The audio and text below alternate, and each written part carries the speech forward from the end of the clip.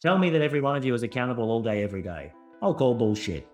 Tell me that you celebrate things all day, every day. I'll call bullshit. Tell me you do things the most efficient way every day. I'll call bullshit. Tell me you deliver service excellence every day. I'll call bullshit. You aspire to do those things.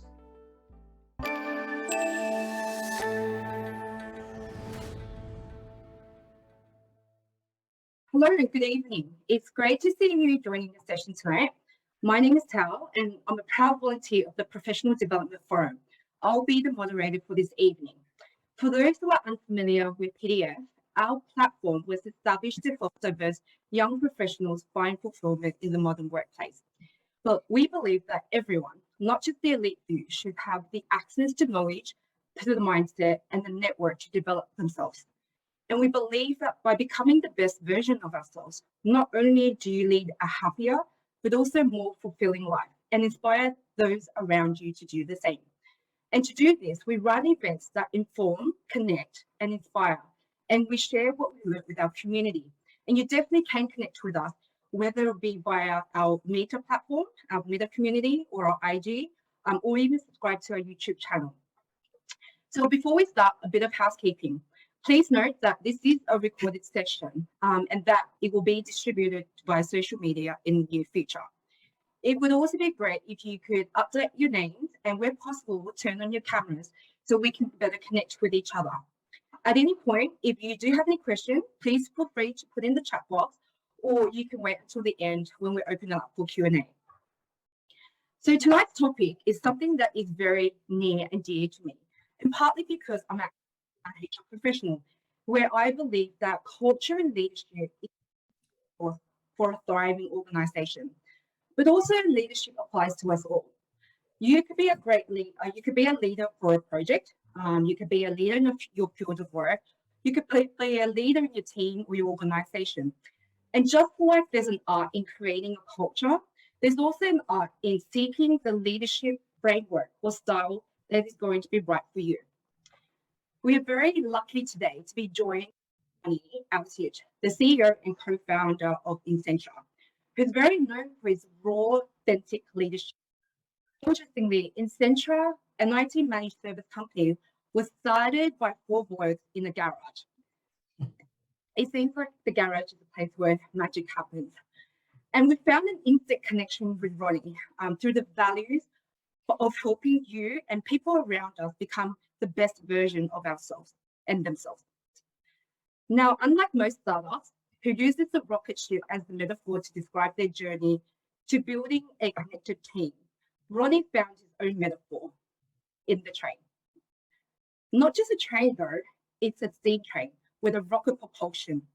So for the next 50 minutes, I want you to imagine that you're on this train with Ronnie, that you have no fear of retribution, you are daring to stand up and stand out, and you're going to move from one courage to another to get to the front of the courage and be on the same courage with Ronnie to ask him all the difficult questions. But first, I need your help to shovel the coal to get this train moving. And whilst we're doing that, Ronnie will share his story on his vision and how he has permeated vocal leadership throughout Insentra. So are you ready for that shovel? And with that, I'm going to hand it over to Ronnie. Thanks very much, Tao. Thanks, Jeff. Thanks for the opportunity to chat with all of you. So we've just come through COVID-19, and when I'm looking at my screen, I'm seeing a different thing, which is no-vid-19. It's going to make this way easier for me if you can all turn on your video. I know you're probably doing things with kids or having dinner or anything. That's the world we live in now. I would love for you, please, to turn on your cameras for me. If you could, it will certainly make my job easier, and I think it will make the whole presentation for all of you a lot better. Because if I can gauge, if I can gauge facial reactions and see what you guys and gals are thinking, then that's going to be easier for me. And for those of you who are anonymous, it seems like we have two family members, both with the same name as anonymous. It'd be great to know who the hell you are too. So if you wouldn't mind doing that, and I'm going to give you a moment to do it, please turn on your video for me.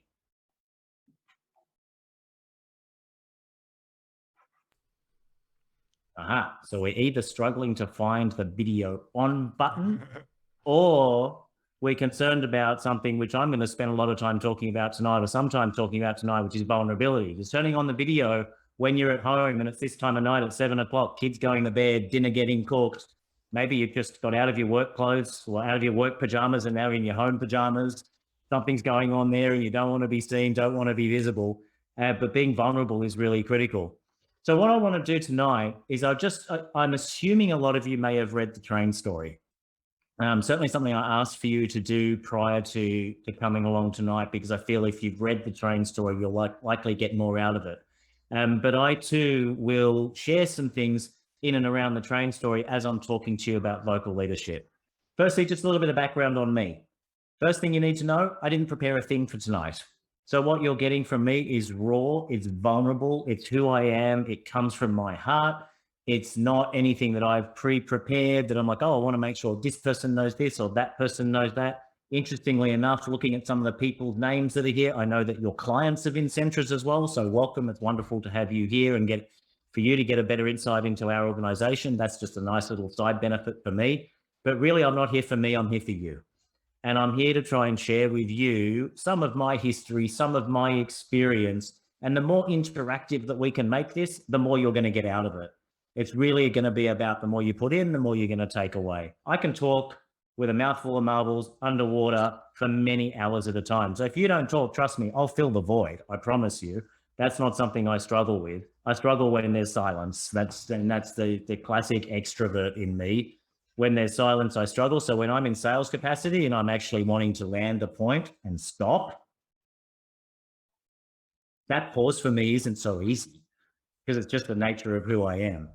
So background on me, I've been in the IT game for way too long. I originally graduated as an accountant. I was never going to practice as an accountant. When the accountant's on the call, I say this respectfully because I am one by profession.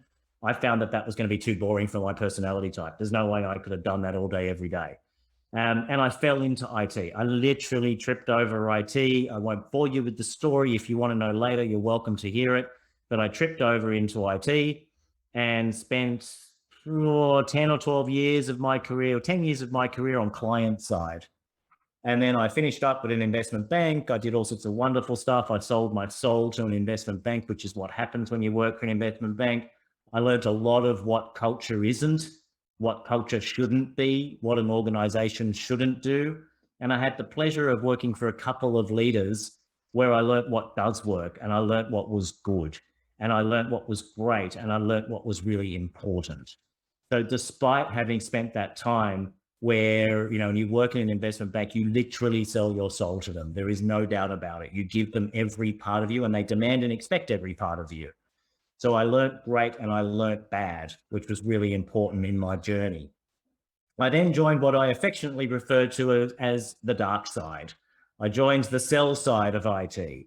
So coming as a customer and then becoming on the sell side inspired me to write the book that I'm going to write when I'm done with this game, because I can't do it when I'm in the industry. I'm going to write a book called Taking the IT Out of Bullshit, right? Which will be a little bit of an expose on the crap that happens within the IT industry that a lot of people don't necessarily know, or the stuff that doesn't get spoken about, just for a bit of fun more than anything else, not to name and shame. That's not my style. That's not my intent, just to educate, which is really something that I'm passionate about doing. So I spent a bunch of years working for an organization. They went bust. Another one galloped in, picked up the people and IP, of which myself and my co-founders were three of those individuals. And I spent 4.5 years having a wow of a time in this organization. They were great culturally for the most part. And I then ended up seeing an opportunity in the market, and I started Insentra almost 12 years ago. And the beauty of starting Insentra almost 12 years ago was all of the things that I had learned that I didn't want to do were all of the things that I made sure we didn't do. All of the things that I thought we should do were all of the things that I made sure we would do. And anything that I didn't know about, well, we just wing it and we see what goes on. We see what happens. So being able, and I'm fortunate to be in a position where I've been able to create a culture and to be deliberate in creating that culture. So that's one of the words that I put up earlier around what type of leader do you want to be? I want to be a deliberate leader. I want to be a leader that does things because I mean to do them, not because someone expects me to do them, not because it's meant to be that way, but because I want to be deliberate in my actions every day. So over the years, I had the pleasure of getting into management very early in my career. And let me tell you, I made some almighty screw ups. Can I just have a quick show of hands? So if you're not paying attention, pay attention for a second, because this is a really important question. Does anybody here have an aversion if I happen to swear? If you do, stick your hand up and that will stop me for everybody. But if I don't see a show of hands from anybody here, I now make no apologies for what I might say moving forward. Go ahead. These make the best sessions, so please do not hold back. Right, because I swear a shit ton in my general my general conversation. So you're going to get more authentic Ronnie if I can swear. That doesn't mean that I'm going to, sit here and F and blind the whole time, but I promise you that there will be a few F-bombs and that drop in. I promise you I will not drop the C-bomb. That's out of order. So that won't happen. Other than when I talk about consistency, that's the best C. So I have made some almighty fuck ups in my career. I have done some things where I have learned some serious lessons. And I have to say, they are probably the most exciting parts of my career, are looking back on the things that I screwed up. And I think, one message I would ask you to take away is that failure is a wonderful thing on the basis that you learn from the failure. If you don't learn from the failure, what you've actually done is wasted an opportunity. And the opportunity there is for you to grow and for you to develop and for you to be able to acknowledge the fact that you made a mistake.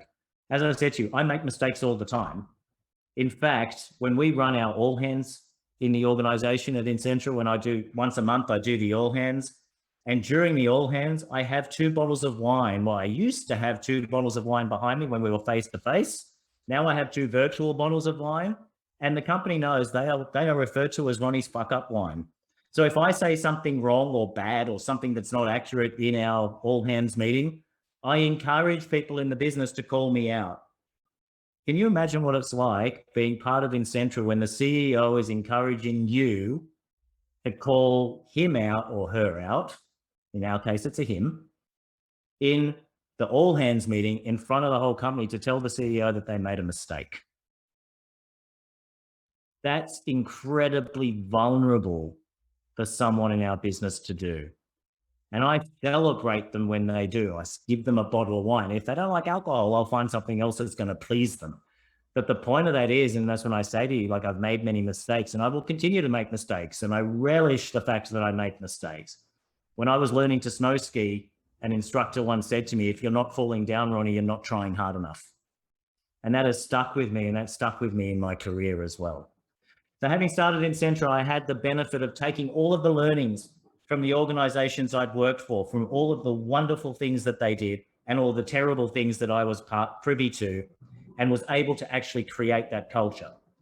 I'm hoping you've read the train story. I will make reference to the varying components of the train story. Train story is not new. If you look at it on our website, it's dated 2016, which really says, Ronnie, you need to update the train story with things you've learned in the past 5 years. And there's a lot of them. It's already quite lengthy, but the more we can put in there, the better. There will be a book that will come out on that one too, which is the train story talks about the what. What we will be doing is, what I will be doing is I will be sharing the how. How do you actually take the stuff that I speak about that you can do, and how do you actually make that real within an organization? So the train analogy has been with me from a very, very early stage in my career, and it's developed and grown. And through that, I can tell you now, without fail, that train story is the absolute DNA and culture of our organization. So again, if you haven't read it, I strongly encourage you to read it. We ask our clients to read it. We ask our clients' clients who we do work for to read it. We have effectively a wholesale model in our organization because we want people to understand what's inside of us.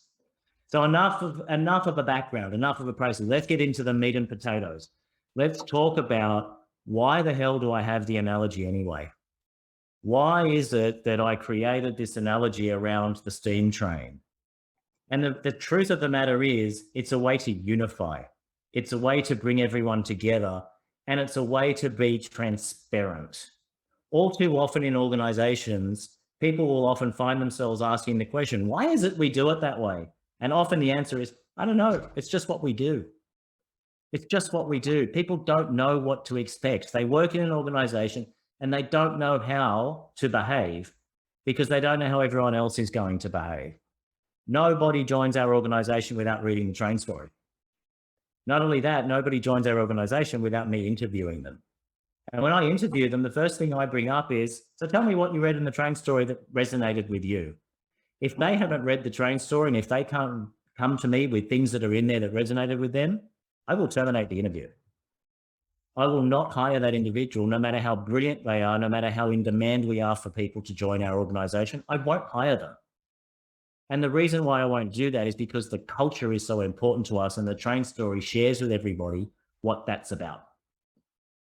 Is that all making sense so far for those of you who have turned on your video? Nodding of heads, a bit of a Monty Python moment, shaking of heads perhaps? Cool. Okay, good. So to be able to drive the train and to be able to put the analogy of the train into practice within our organization requires deliberate action. Many leaders, many CEOs speak to our people are our number one thing.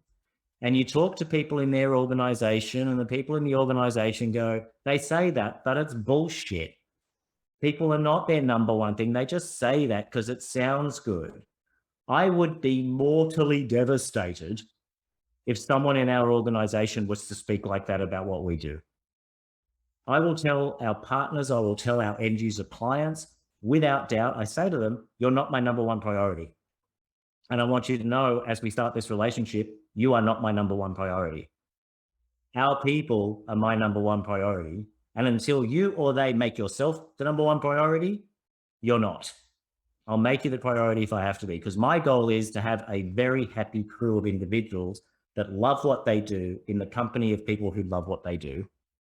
Because then I send people out to client sites and to work with our clients, knowing that they're going to give their best every day. But also knowing that not every day are they going to be able to give their best.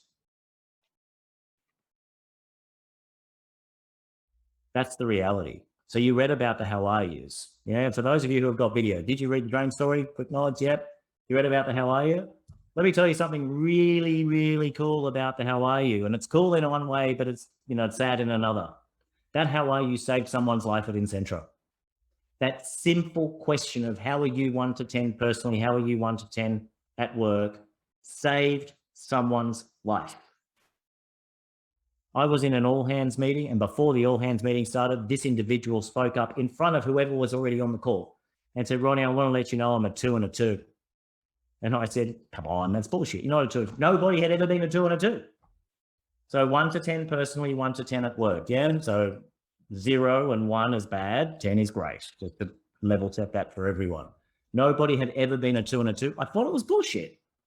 And I said, come on, you're not a 2 and a 2. He said, Ronnie, I'm a 2 and a 2. Now, let me tell you, that is one of the moments in the time that we've been at Insentra that was the most profound impact on me. Because a couple of things happened. Firstly, I said to him, as soon as this call is done, I will give you a buzz. Secondly, my phone went nuts with people in our organization sending me a message saying, if there's anything we can do, let us know. Happy to help. What can we do, etc. The entire company rallied around this individual. I rang them after the call, said, hey, what's going on? He said, Ronnie, I'm just done with the world. I'm done with life. I don't want it. We managed to get him the assistance that he needed. He's now gone on. He's having a flourishing career somewhere else. What an outstanding result that is. Why did that happen? Because we truly give a shit about the people that are in our organization. And the people in our organization know that we give a shit. And I, as the guy at the front of the train, let's talk about the vocal. You heard vocal, right? What's vocal? What the hell is this vocal stuff that Ronnie's talking about? Vulnerability, ownership, consistency, authenticity, and a word and an action that is very, very seldom used in business, love. Love. And I want to unpack those for you. Vulnerability. You know what vulnerability is? Vulnerability is joining a call with a bunch of people that you don't know and not having prepared. That's pretty bloody vulnerable. That's exposing me, right? I don't know what I'm going to say next. I'm just talking to you from my heart. I'm talking to you with love. I'm talking to you authentically. And if I say something bad, I'm going to own that. But the one thing you're going to get from me throughout this presentation is consistency. You're just going to get the raw truth. And being vulnerable is one of the most difficult things for an individual to do. The most difficult things. Exposing yourself is really tough. But I would ask you just to consider something. Think about the time in your life, not just at work, personally, when you have been the most vulnerable with your significant other, with a family member, with a great friend, where you have been vulnerable and exposed yourself. And I would be shocked if you don't think of a moment and then say to yourself, yeah, but you know what? I and we grew as a result of my vulnerability. The more vulnerable we find ourselves, the more we tend to grow. It's like when you get feedback. And in Insentra, we always say feedback is a gift. It's not always that you get a gift that you like, right? People give you gifts, you're like, I don't really like that gift, but feedback is a gift. And you get to make a choice with that feedback. If you respect where it's coming from and you think that it's got merit and value, then you'll do something with it. You get to make a choice. And it's that feedback that really pisses you off that is very likely to be the best feedback you're ever going to get. But there's a reason why inside of you it's like that. But you know, deep inside of you, if you're truly vulnerable, you go, yeah, you know what? That person's right. And if you listen to that and you have the vulnerable discussion with them, I guarantee you growth will ensue. And they will be massive moments. Now, I can't expect our crew to be vulnerable if I'm not vulnerable in front of them. If I can't lead from the front. So a lot of people say, oh, what does it take to be a good leader? What does it take to build a good culture? I tell you now, if the culture doesn't start at the top, it's bloody hard work. I always say that culture starts with me. It percolates from the bottom. And when I say from the bottom, that's not a hierarchy thing. I don't believe in the hierarchy bullshit. I don't believe in that, right? An Insentra train, it's a one long train. The carriages are open. Anyone can go where they want to. Hierarchy is there just to assist people to get outcomes. Hierarchy is not there because it should be feared. It should be something that's, oh my God, that person's a really senior person. That's not what hierarchy is about. Hierarchy is there to create a path for people to get an outcome. So when I say from the bottom, I mean from the most junior people in the organization. But what also happens is it permeates within. Every single person in our organization is responsible for the culture in our business. There is not a single person in our organization that I could say has no responsibility for our culture. And I always say to people on their way in the door, if you come to me 6 months down the track and you say, oh, Ronnie, you know what? The culture's really changed at Insentra. I'm going to ask you to take your phone out of your pocket, put it on selfie mode, have a really good hard look at the person there and tell me what they did to stop it. Because you didn't just wake up this morning and say the culture changed. You watched that shit happen. You let it change. But how can I expect them to not let it change if we don't create an environment for them within which it's okay to speak up? And you heard Tao talking about no fear of retribution.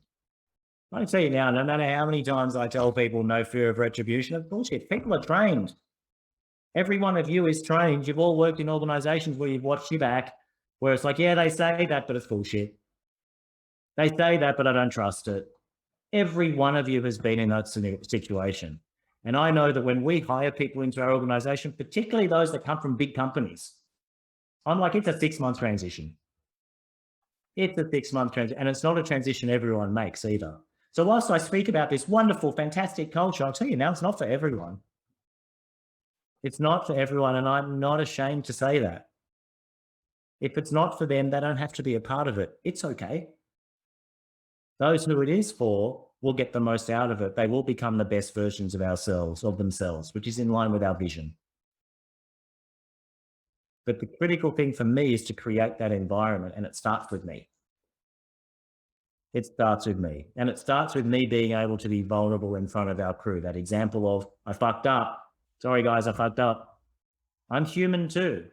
Only yesterday, was it, or Tuesday, we were on a call with my executive team. And in the call with my executive team, we were just lamenting the year that has been. Right? We were just having a chat saying, you know what, it's been such a tough year for everyone. Everyone is reaching a time where they're just hanging out for a break. And I spoke up, I said, you know what, I'm one of those anyones. I am so done with this year. Even in a good year, when it gets to November, I start to go, okay, it's time for a break. In a year like what we've had, I'm like, I am cooked. I'm cooked. And every day I'm digging deep to find the next thing. And what keeps me going is my passion, my love for the people, right? I got 120 people in the business. Most of them are primary breadwinners, which means the impact our business has is on 400 or 500 individuals. I guarantee you that keeps me awake. That keeps me motivated. That keeps me going every bloody day. Because it's not just about me, it's about the people in our business. And I tell you, so I'm done. I'm really having to dig every day just to get up and get going. Not because I don't love what I do, not because I don't love who I do it with, not because I don't love where I get to do it, just because I'm tired. And one of our execs said, Ronnie, I think you need to share that with everyone. I said, really? He said, yeah, people think you're just like invincible. You do so much, you cover so much. So people, I think if they hear that from you, it'll make them feel good. That it's okay to be like that. I'm like, holy shit, of course it's okay not to be okay. Holy crap. But just something like that, right? And listening to that feedback from one of our senior guys saying, Ronnie, I think that's a really important thing to share. I've locked that away. I'm going to talk about it in our next all hands. I get you're all tired. I am too. It's vulnerable, right? Imagine that, a CEO going out saying, guys, I'm done. I need a holiday. How vulnerable is that? I'll embrace it. I love it. You know why? Because we go to the O in vocal, ownership. Own your shit. Own your space. Own who you are. Be respectful. Be respectful, but own it. Own who you are and own what you believe in. Ownership often in organizations is spoken about accountability. Right? If I give you something, you need to own it. Absolutely not. Ownership is not about singularity. Accountability is part of ownership, sure, but it's not about singularity. Because if it's accountable and you're accountable for your actions and you're accountable for your outcomes, that indicates there's nobody around you that's going to help you. There's nobody around you that's going to be a part of your team. What a crock of shit that is. There's nobody that's won a football game on their own. There's nobody that run a cricket match on their own. Okay, tennis players win things on their own, but they got a whole team behind them getting them going. They got a team that helps them when things get tough, when things get difficult. So when I say ownership, sure, own the outcome, own who you are, but bring people on the journey with you. Take people on that journey. On the train, we're all on the same journey. Everyone knows where we're going. They know where the train is headed. They know if they put one foot on the platform or one foot on the train, they're likely to get impaled, right? Train's going to keep going, whether there's a pole on the platform or not, train's going. Make a call, be there or don't be there. And I'm very transparent with our crew around that. If they don't want to be there, that's okay. That's okay. So long as the reason they don't want to be there is because they've outgrown us, not because we're a shit place to be.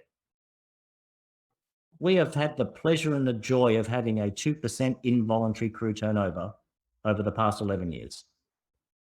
And I say involuntary because we have let people go and we have had people go. There are some people, they outgrow us or we outgrow them. Guess what? That's life. That's life. Like when people come to me and they're like, oh, I've been headhunted. I'm like, that's awesome. Tell me about it. Are you interested in taking the role? How can I help you? I'm not foolish enough. Like it's no longer IBM days where people join a company and spend 20, 30, 40, 50, 60 years in the one company. It doesn't happen anymore. It's not realistic. But if I can't create the environment for them to want to stay, why not I be upset that they're being headhunted by someone else? I speak to to other people in the industry, the IT industry. They're like, oh, if someone headhunts in my business, that's terrible. I'm like, well, look at yourself. Stop the person wanting to leave. It's about you. It's your responsibility. If you're not giving them what they need, they're going to leave. And you know what? If you actually give a shit about them, you should support them in that quest. So we always talk about people before they join, when they're with us, and after they leave. So long as they've left without doing something that's not okay. If they've left for doing something not okay, I'm not interested. If they have acted, like we have a bunch of values, right? We say our values are hit aces: honesty, integrity, trust, accountability, celebration, efficiency, service excellence, all surrounded by one team, one dream. The three values in there that are irrefutable: honesty, integrity, and trust. I have zero tolerance. You're dishonest, you act without integrity, I can't trust you, you're out. Done, finished, not interested.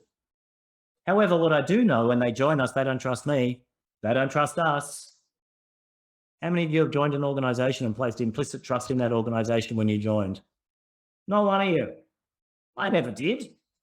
How can I expect anybody else is going to do that? But if I can't trust them day one, how are they going to be empowered to do their jobs? How are they going to be able to go and do what they need to do? How are they going to be able to own their roles? Where's the ownership going to come from them? Super important. The other values, they're aspirational. Tell me that every one of you is accountable all day, every day. I'll call bullshit. Tell me that you celebrate things all day, every day. I'll call bullshit. Tell me you do things the most efficient way every day. I'll call bullshit. Tell me you deliver service excellence every day. I'll call bullshit.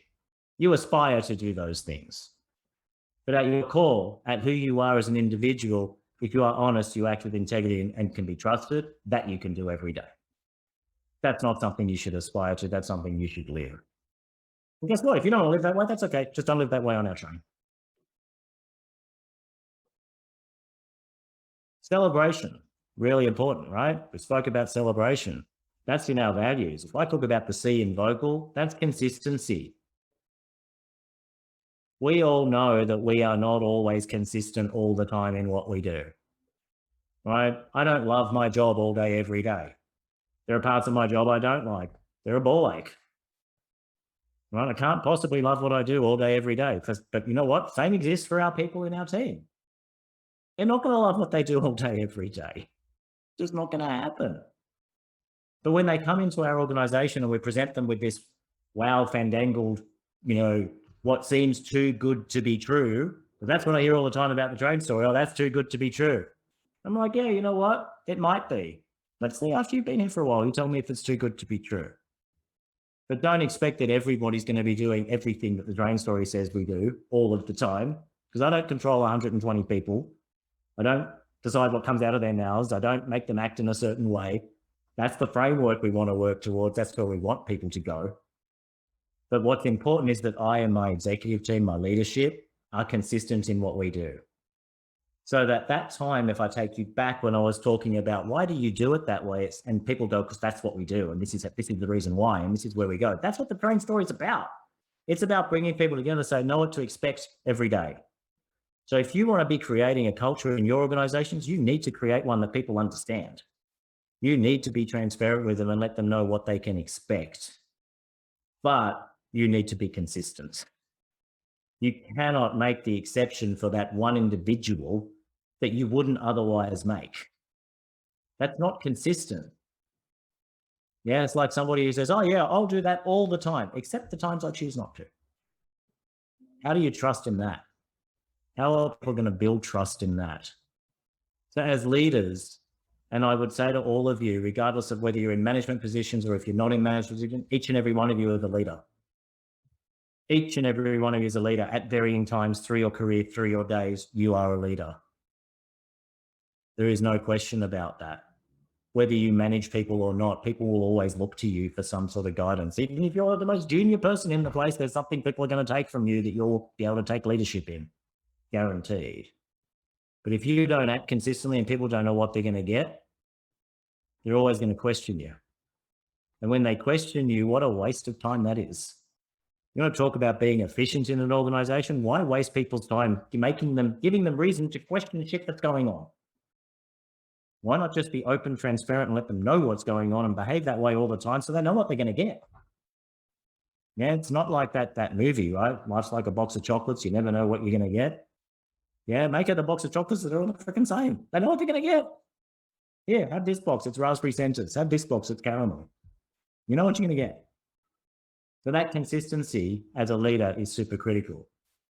That consistency in your behaviors and the way you turn up every day is critical. That doesn't mean that you can't waver from that, right? That's what how I use about that I spoke about before. How are you 1 to 10 personally? How are you 1 to 10 at work? You know how vulnerable it is for someone to stand up in a meeting where the CEO is present and say, I'm a 6 at work. That's pretty vulnerable, right? Pretty vulnerable. I tell you now, anybody who starts in our organization, first week, first 2 weeks, they're 10-10. 10 personally, 10 at work. Guarantee you, right? That's what happens when they first start. Then over time, they like get to 9s and 8s. But what's happening in that sort of period of time is they're hearing their colleagues go on a 7, on a 6, and they see what happens around them. They see how people rally around them, and they see it happen consistently. They start to trust. They start to believe. We start to break old habits. I had somebody resign recently because we were too nice. I've never worked in an environment, Ronnie, where I haven't had to look over my back because nobody was going to stab me in the back. I just don't get it. I don't know how to operate in that environment. Hence why I say to you, it's not for everyone. I had somebody leave 2 years ago who said there's too much love in this business. Like, hugs are free at Insentra, yeah? Hugs are free. Like, I love hugging people. The past 2 years has killed me because I haven't been able to hug any of our crew. Those people that want to be hugged, by the way. So today, when I sent out the mail to everyone telling them we're opening the office on the 1st of December, it literally said, I can't wait to hug those of you who want to be hugged. And people are sending me messages back saying, I can't wait for the hug. Right, Ronnie, be prepared. It'll be a long one. Like, that's what culture's about. Dealing with people, right? We're all there to have fun and achieve an outcome, but you want to create an environment that people want to be in. Yeah? So let's talk about the A in vocal. Authenticity. How do you become authentic? Or is that an oxymoron? You become authentic. How do I make myself authentic? No. How do you just be authentic?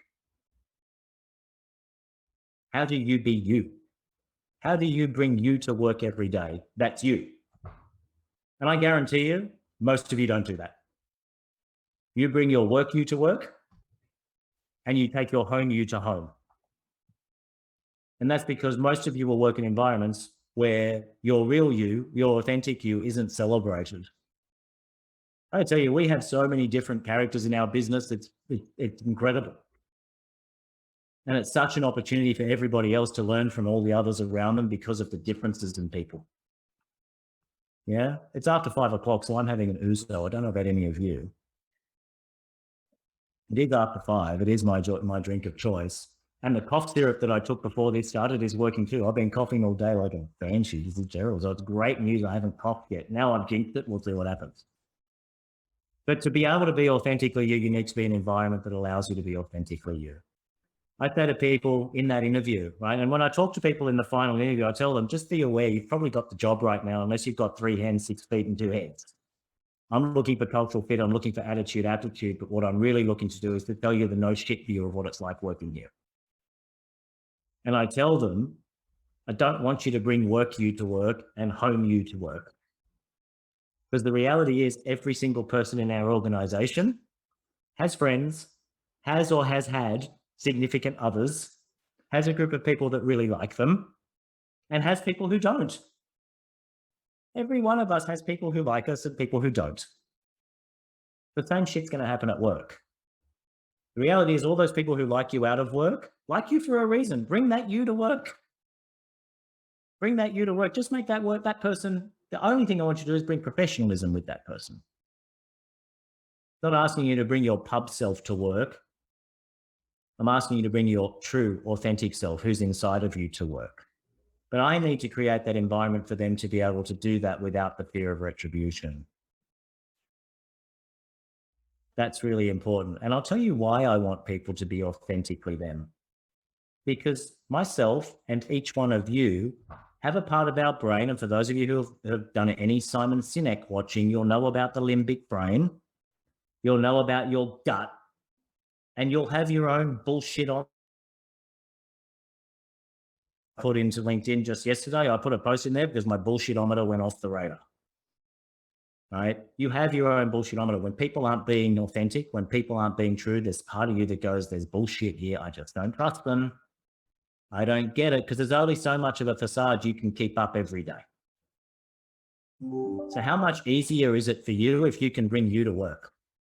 And if you don't have to think about who you need to be based on who you think the other person wants you to be. We all spend time worrying about what the recipient of us is going to think and feel and believe. Yeah. But by default, as humans, we want to be in control. And as soon as we do that, we are literally handing control to someone else. I'm now going to behave this way because I think you think this. So I'm going to allow you to control my behavior. Fuck that. wants to do that all day? Who wants to do that? It's tiring. Isn't it great if you could just turn up somewhere, be authentically you, accepted for who you are, loved for who you are, and for what you bring? Is that not a great way to be? I'm watching all the nodding of head behind all of the screens that aren't showing me video. This is literally no vid 21. That's what we're doing here. For those of you who are on video, thank you. Your smiles are helping me along here. So that authenticity is super critical. Let me talk about the elephant in the room. Love. I'm not talking about squishy love. I'm not talking, well done, Will. Love the love heart, mate. That's outstanding. Beautiful. Mate, fills me with joy. I'm not talking about that squishy love. I'm not talking about the love that, some individuals really struggle with. You know what I'm talking about? I'm talking about the, hey, what did you do on the weekend? I went surfing. Really? Do you like surfing, mate? I love surfing. That's love. It's passion. It's true. It's you. It's coming from your heart. Often I find myself asking people when they're like, oh, Ronnie, I've got this scenario going on with one of our crew. And yes, because we're a train, we have crew members. But the main reason we have crew and we don't have employees is because I freaking hate the term employee. Employer, employee. Master, servant. All here together. All doing the one thing. All part of the same crew. And so, Ronnie, I'm struggling. I just don't know how to do this. You know what the question I ask them often is? What would love do? What would love do in this situation?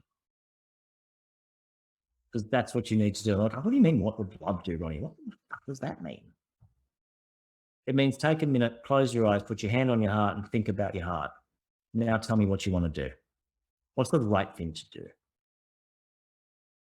What's the thing to do in this scenario? That's why I have no problem standing in front of customers saying, I'm sorry, I can't sell you that. Why not? Because I don't believe it's right for you. And that, by the way, is why I could never go and work for a company that only sells certain products. So I couldn't wake up all day, every day and sell shit to people that they don't need. It's just not who I am. I'd rather tell people, sorry, this isn't for you. I'm going to go and sell something else. But leading with love and coming to your day from a place of love is super important. If you don't love what you do, most of the time, like I said, I don't love what I do every day. I'm not superhuman. I don't love what I do every day. I love what I do most of the time, and I love who I get to do it with. You look at the reason why most people leave organizations, it's because of the people they work with, right? They leave managers or they leave the team. One of the lowest reasons is they leave salaries. Unless, of course, it's a crazy offer that they get, etc. There's like, no, how come you left? Well, my manager was an ass. The team wasn't great. I just didn't feel supported. They said, what's it like working with you? I love it. Yeah, I love the people I've worked with. I just love it. It's just so cool. And you know what? That love takes care of the days where you don't love what you do. So I'm going to tell you now, and I've done this in front of our whole company, by the way, many times, where I've spoken to them about the importance of love. And I've said to them, if you don't love what you do, come and tell me. I'm happy to help you find somewhere else to go if I can't fix why you don't love what you do. Because I don't want them there if they don't love what they do. Not because of what the impact is to me, first and foremost because of the impact to them. Yeah, so when I interview people, I often say the classic question, you've all heard it, what motivates you, right? What gets you up in the morning? And they come out with their little fucking prepared answer. I'm like, cool, what makes you roll over and go back to bed? That's what I really want to know. That's what I want to know. And the question that I ask, by the way, that really throws everyone, why shouldn't I hire you? Tell me why I shouldn't bring you onto the team. That throws everyone all the time. And often I go and I get myself another ouzo and I come back and say, okay, so tell me, have you worked it out yet? I go to the bathroom, I'll do something. I'll give you a few minutes to think this one through. Come back, they're like, yeah, I don't know. I'm like, really? There's nothing about you that you think I shouldn't hire you for? And then I say, okay, now let me frame that question for you a little bit differently. What's the biggest area of developing in you that I need to know about that I'm going to see in 3 months when your honeymoon's over so that I can make sure we start focusing on it day one to help you get through that and help you be the best version of you? Oh, Ronnie, well, I think it's this. Yeah. I'm telling you this because I love what you're about to do for us. I want to bring you in. I want to create you the best environment. I want to make you the better version of you. I want to make you much stronger. And you know what? If I wasn't authentic, and I'm hoping that for those of you that are looking and those of you hearing, you're hearing authenticity from me. You're hearing my passion. You're hearing my love for what I do. If you can take one thing out of today, right? It's like for those of you that are old enough, like me, who bought albums or CDs, right, in the past, right? Or for those of you who are really old, like me, who took film photographs, right? If you took film photographs, you'd go in, you get them developed, and you have like a roll of 24. You go, oh, look, I've got 2 good photos. Or if you bought an album, you go, it had a really good song. The first song was great. The 4th song was great. The rest of the album was shit. So if you could take 1 or 2 things out of this presentation and you think the rest of it's shit, I'm happy. I'm super excited, right? I want you all just to take 1 or 2 things from what I've said to you here. Take 1 or 2 things from the train story. Think about how you can deploy that within yourself. Think about how you might be able to do that within your organizations. Because ultimately, if you can be vulnerable, if you can own your space, if you are consistent, if you are authentically you and you're leading with love, nothing else is going to matter. The rest of it will take care of itself. And if you're not in a place where those things are celebrated and those things are respected, seriously consider where you are. Because the question is that place serving you?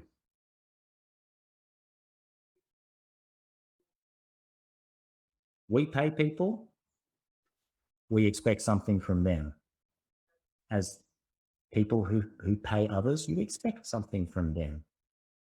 But you know what? They expect from us too.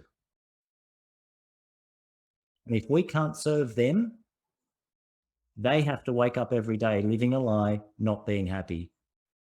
One of the questions I like to ask the significant others of our crew when I get to meet them is, tell me, is your significant other a better person since they joined us?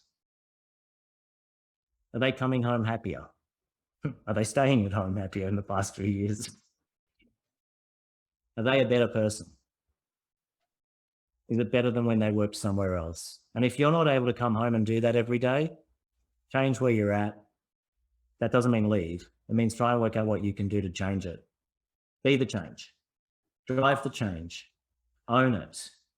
Don't sit back, right? General David Morrison, and I'm going to round up very shortly and throw to questions. General David Morrison had 10 hyper profound words. The standard you walk past is the standard you accept. So don't be the victim who says, oh, this place is shit. You're watching it happen. Really easy to be the one that says, that sucks. Really hard to be the person who says, I think we should do this. I want to make a change. I want to make a difference. For all of the crap that Greta gets around the, the whole climate change, etc., that kid's made a difference. Whether you like it or whether you don't, she made a freaking difference. She brought it to everyone's attention. A lot of people who had their heads in the sand didn't know anything about it. She brought it to their attention. Like her or don't like it, doesn't matter. She was authentically herself. And I think there's a lesson to be learned for everyone in that type of behavior. And if the environment that you're in doesn't facilitate that, ask yourselves if you're actually doing yourself a favor or if you're putting yourself in a position every day to wake up and be someone you're not. Wake up and be someone who's not authentically you. Because when you're not authentically you, you can't do something with love. All right, I'm going to wrap up with that. I'm going to ask you all what questions you might have. Tal, I think you had some questions that people sent through earlier. Yeah. I'm going to turn on the main light in this room because I feel like I'm a bit of a mushroom in here at the moment because it got dark. Just a second. All right. So I'm also wearing my work pajamas, if you notice. All good. you've only got another 3 weeks to do that before you have to go back to the office and actually wear proper clothes. Can't wait. I need a hug. It's not just from my family. I need a hug. So I don't know about everyone else, but I actually felt that I was not only did you take us on a journey, but I felt like, first of all, I was like in an interview process with Insentra. And then I was, at day 1 of my onboarding. And then next thing you know, I got fired. So you kind of took us throughout the whole on offboarding and the whole experience, and a lot of things that you shared really resonated with me, and I'm pretty sure it resonated with everyone as well. But the one thing I took away from what you said was, culture is not for everyone, and it's where you have to find the place, find the right culture that's going to bring out the best in you. So I think that's something that I took away from it. And before, we had this session, I've actually sent everyone a pre-read and also asked for pre-submit questions. So I did get some questions back. And if you want to actually ask a question through the chat box, or if you want to ask a question, please feel free to raise your hand. So the question that came out was, what are the key ingredients of creating an open environment where your team can flourish? Vulnerability, ownership. No, let me give you more than that. The reality is that it's very, very difficult to create an open environment where teams can flourish. And you can try all you like, and you can put in place all the things you want. But as I said to you earlier, most of us are programmed to not believe. We're programmed to not trust. I would be almost certain that each and every person on this call has been fucked over somehow, somewhere in some company they've worked for. Almost guarantee it. And what that does is it creates a defense mechanism. But so when I do talk about being vocal, and I was a little bit flippant at the beginning, but that consistency is really fantastic. I love your question, Jeffrey. That's one of my favorite questions. I get asked that all the time. It just came in the chat bot, by the way. That's me with my head like a sieve. I'm the beagle. People call me the beagle because I get a sniff of something and I'm onto it. So, insofar as creating that open environment, you need to be consistent. You need to give people safety. You need to make people feel like they're in a place which is safe and which is secure. And when I say make them feel that way, I don't mean make them feel that way, like create it, that it's not real, that it's not true. And bring them on the journey with you. So if you're in an environment, if you're in an organization where that doesn't exist, sit with the people and say, how do we make this happen for us? Which Jeffrey speaks a little bit to your question around, in a large organization without a great culture, is there a way to change the culture? The answer is no. The answer is flat out no. You can't change the culture. You can influence the culture, but if the person at the top does not drive the culture that way, you're on a hiding to nothing. The best you're going to do is create a great culture within the team that you work within, and to create sort of Star Wars defense forces around it, so that the force field that just leaves all the other shit bounce off. Because in your enclave, in your team, in your environment, you've got a great culture. That was me in my days at Credit Suisse. Organizationally, shit culture. My team, we rocked. We loved it. To this day, 20 years later, I'm in touch with my team. We get out, we get together, we go for drinks. Our team rocked. We'd laugh at the shit that happened around us because we had such a core, solid group amongst ourselves. So don't necessarily be disheartened if the culture in your organization isn't where you want it to be, if you can do something within your own little component of it. But if you're in a toxic environment, get out of there. Get out of there. No environment is worth being in that's toxic. It's just not worth it. It's just going to make you ill.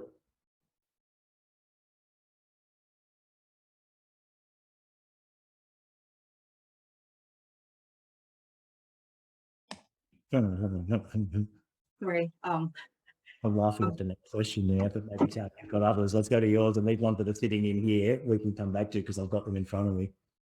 Yeah, there's a question from Will as well. Sorry, I was just negotiating on that one. But there's a question from Will. Do you want to ask your question? Mine was actually a comment on just what Jeff said. So I got a question, but for later. Get through the ones that you've got on the board. Okay. Jeff, did you want to ask your question? Oh, okay. So are you going through the pre-asked questions first, or are you okay to just take whatever comes along? I'm just watching around. So yeah. That's all right. So I guess it's related to the first one, but so I do think leadership is important. I think you might have already answered that, but is it possible to have a great culture despite the leadership? And I'm guessing it's probably a no, because the leaders themselves have to embody that.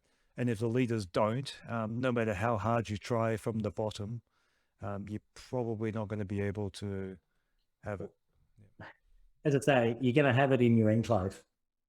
You're going to have it in your core group, and that's highly possible. And you see that everywhere as well, right? Teams bond. And, you know, I'm sure all of you have installing, norming, that whole thing, right? Once the team gets into that norming phase and they bond, and you've all worked with people and probably today work with them, you go, I really like working with these people. And often it's those people that keep you in the organization, but it's the bullshit that's happening around you that makes you go, and then you're betwixt and between, where do I go? What do I do? How do I make this happen? What's going to be the best for me? You know, if the leadership in an organization isn't focused on it, then it's going to be tough. And I'll share something with you. There's I think I can see at least 2 people on this call that are actually from Insentra, right? So what that makes me really happy too, because it kind of 2 people keeping me really honest here. Let me share with you something that we're at the moment. We're just experiencing some significant growth. And one of the things that has concerned me, like I'm on a mission. I'm on an absolute mission to say that you can grow a business no matter what size and still maintain an outstanding culture. And it can be global and it can be consistent across the world. That's one of my fundamental missions in life. Because I've had so many people say, oh, it's easy, Ronnie, 10 people, great culture, no problem. Wait till you get to 30. Yeah, we got to 30, it was great. Wait till you get to 50, nailed it. 100, that's a big shift, nailed it. 8th, 4th, 2nd, 3rd, 2nd in Australia's great places to work, independently verified. Surveyed of our crew, they spoke. Doable, absolutely doable. But now what I'm finding is that as we're bringing in the next layer of leadership, the old crew who have been with us from the beginning, the culture's embedded in them. What we do and how we do it is just ingrained in them because they had the exposure to it from the beginning when we were smaller, when I was right in the business all the time, when my co-founders were right in the business all of the time. As we've grown and scaled, we've had to make sure that the next layer of leaders have that. And my exec team absolutely does. Where I'm noticing now that we have to focus is that next layer. Now, if I, as the CEO, don't notice that, if my exec team don't notice that, and we don't consciously, and as I said earlier, be deliberate about addressing that, we will fuck the culture. We will lose the essence of us, despite me telling everybody in the business that they are equally responsible for our culture. Despite any of that, I think we did like an hour school without the culture. So if we don't do that, and if we don't acknowledge and address that, then it will change. But to the point around, if you're in an environment where the leadership don't value it, they don't drive it, they don't wake up every day thinking about it, it's a problem. And I can tell you it's expensive. Creating a great culture is an expensive proposition too. Right? The flexibility that you give people, because people want flexibility, right? Like I said at the very beginning, we do the shit that people want, we don't do the shit that people don't want, and the rest of it, we work it out. Right? So I have one person in our business who sends me a message saying, hey, Ronnie, do you have time to IM? They'll send me a message on Teams asking me if I've got time to IM. And I'm like, for God's sake, just ask me the question. But you know what? They've been with us for 2 years, and I cannot tell you the number of times I've said, please don't ask for permission to ask me if you can ask me something. It's unnecessary. Please just ask me the question. The fact that you're asking me if I can IM is already interrupting me. What's the freaking difference? I've told this person that so many times. They want Ronnie, old habits die. So you know what? I'm at a point now where I'm like, I'm not going to try and unwind that anymore, because that's who they are in their core. That's really hard for them to do. Really hard for them to undo, despite me saying it as much as I want. I tell people it's lonely at the front, drop me a message, say hi. Do you think they do? Nah. I run this session called 45 Minutes with Ronnie once every 2 weeks. The people who come on at will, not mandatory, join us, ask me whatever question you want. More often than not, it's just a talk place where we just shoot the shit. Nobody asks me any questions. If I hung up the call there and I rang each one individually and said, did you really not have any questions? They'd be like, actually, I do. So, you know, it takes time, it takes effort. It's arguably 40% of my week minimum is with our crew. Yeah. Minimum. Right? People go, oh, well, you're the CEO, you should be doing something else. I'm like, yeah, once I'm done with that. Once I'm done with that. Next question. So I am conscious of time. So what I wanted to do is just share something quickly. And it's just basically a 2 minutes feedback survey that I hope that everyone could engage and participate. And really the purpose of the feedback is just to ensure that we hear you out and, ensure that we can improve on our next session. So let me just share that whilst I will also ask one another question. So the other question I had, Ronnie, was around consistency. Sorry. So how does consistency apply if you're leading at diverse demographics across the business, whether they're baby boomers, Gen X, millennials to Gen Z? How do you apply that consistency? Ronnie, you're on mute. That was because I was being respectful of all of you and not wanting to cough in your ears. So what I would say with my little rants of my hands going on is whether they're Gen X, millennials, Alpha, Gen Y, Gen Z, Gen whatever the hell you want to call it, they're all individuals. Anyway, and every individual gets motivated and driven by different things. So I don't think it's about doing anything specific, but it's being cognizant of what the different generations think is relevant. Once again, just this morning, we were having a conversation with my exec team about this very topic and about things around diversity, things around climate change. So my son, one of my sons is 23 years old, and he asked me the question about, hey, Dad, what's your climate policy at Insentra? Do you bank with a bank that cares about the climate? And I'm like, holy crap, like it really gave me pause. And I'm thinking, can I just hop into this and say it was awesome? If I just scan that quickly, is it all right? Oh, that was just me wanting to survey myself. So that sort of indicates that as generations progress, yes, there are things that are important to them, but fundamentally, the fundamentals of a good place to work don't change no matter which generation you're in. Right? The older generation might struggle with working from home. So how do you create something that works for them because they're not used to working from home? The current generation only wants to work from home, right? We know about the millennials. They want to come in and 3 weeks later, they want to be the CEO. Fantastic. Admire their aspirations, admire their, what they want to do and help to create an environment where they can be the best that they can be within that. But I think you can be consistent in your application because the fundamental tenets don't change. Any generation can read the Jones story, and any generation is going to see things in the Jones story that resonate for them and make sense for them. Those things are things that people just want. So I think you need to be, and it's the same as when you're managing people. People talk about a leadership style and a management style, etc. Yes, you have a style, but you're working with an individual. All too often have I seen people be promoted into management roles where they then think that once they've got a hammer, everything's a nail.